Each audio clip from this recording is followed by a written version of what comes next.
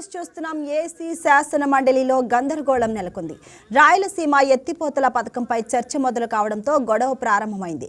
కృష్ణా నీటిని తెలంగాణ తీసుకుపోతుందని చంద్రబాబు రేవంత్ రెడ్డి లాలూచి పడ్డారని వైసీపీ సభ్యులు ఆరోపించారు. వైసీపీ ఆరోపణలకు మంత్రులు కౌంటర్ ఇచ్చారు. జగన్ పై బీఆర్ఎస్ నాయకులు చాలా చెప్పారని, తెలంగాణలో రాజకీయ లబ్ధి కోసం మాట్లాడుతూ ఉంటారని స్పష్టం చేశారు. ఇక్కడ మనం వాస్తవాలు తెలుసుకొని మాట్లాడాలని అన్నారు. మీరు చెప్పిందే నేను బాగుడు ఏం చేస్తాం బాగుడు ఏం చేస్తాం బాగుడు ఏం చేస్తాం బాగుడు ఏం చేస్తాం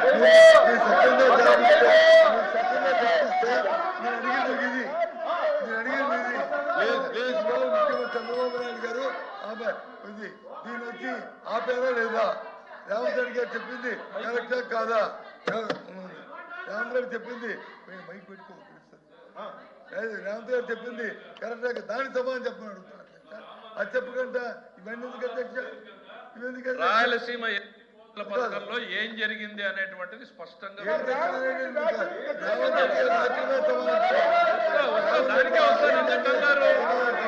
ఎందుకు సార్ ఆ రోజు సభలో ఇరు పక్షాలు మాట్లాడుకున్నారు. ఆ రోజు అక్కడ ముఖ్యమంత్రి గారు ఏదో చెప్పారు సార్. వినండి సార్, వస్తున్నాం, దానికి వినే ఓపిక ఉండాలి, వినే ఓపిక ఉండాలి. ఆ రోజున తెలంగాణలో ఏదో జరిగింది, ముఖ్యమంత్రి గారు ఏదో ప్రకటన చేశారు అని చెప్తున్నారు. చెప్పినప్పుడు దానికి ఆ రోజు బాధ్యుడైనటువంటి ఇరిగేషన్ శాఖ మంత్రిగా పనిచేసిన హరీష్ రావు ఏం చెప్పాడు?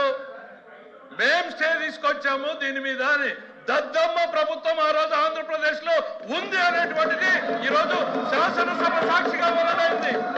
చేతగాని దద్దమ్మ ప్రభుత్వం ఆ రోజు ఆంధ్రప్రదేశ్ రాష్ట్ర ప్రయోజనాల్ని తాకట్టు పెట్టింది అనేటువంటిది తెలంగాణ శాసనసభ సాక్షిగా మాట్లాడితే దానికి మేం సమాధానం చెప్పాలి అధ్యక్ష. ఆ రోజు రాజ్యం చేస్తున్నది ఎవరు? వైఎస్ఆర్సీపీ అధినాయకుడు అని చెప్పబడుతున్నటువంటి జగన్మోహన్ రెడ్డి గారి దద్దమ్మ ప్రభుత్వం ఆంధ్రప్రదేశ్ రాష్ట్ర ప్రయోజనాల్ని తాకట్టు పెడితే చేత కాకుండా కోర్టుకు పోయి అఫిడవిట్ చేసినటువంటి వ్యక్తులు మీరు ఈ రోజు మా గురించి మాట్లాడతారా?